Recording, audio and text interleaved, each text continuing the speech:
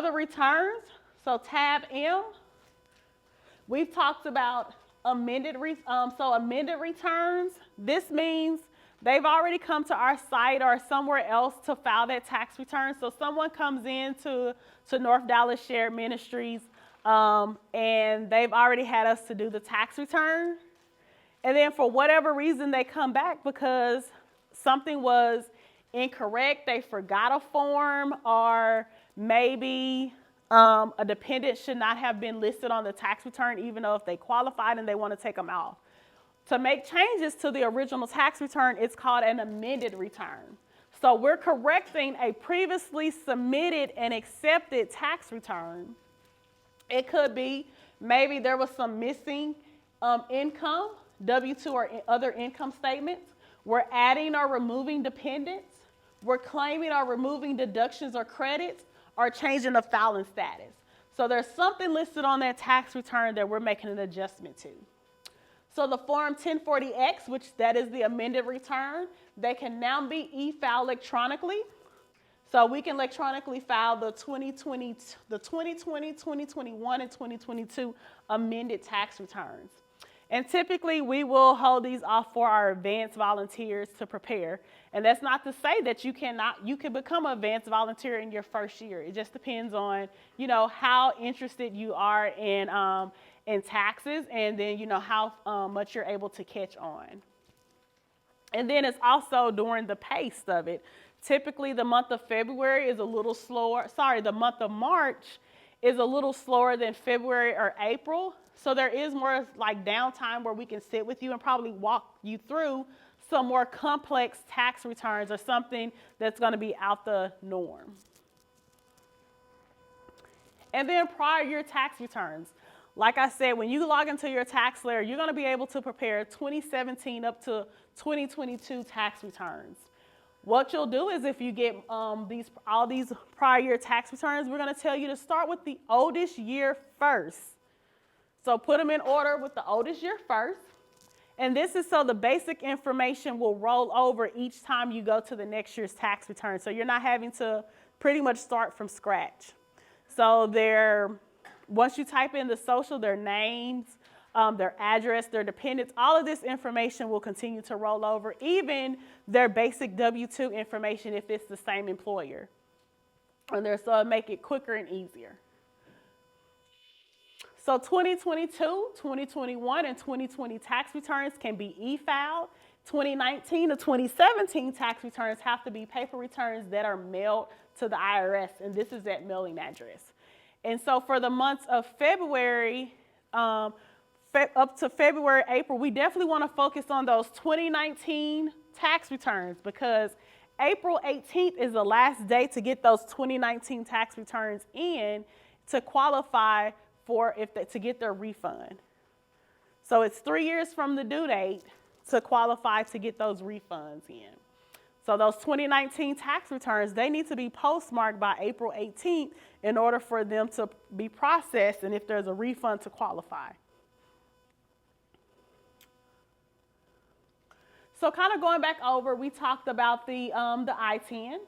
So just to recap, remember that I-10s, they're like socials, but they start with the number 9.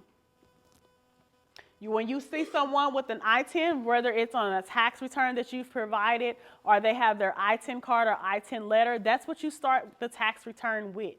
Don't start a tax return with the source document, not the W-2, the 1099 interest.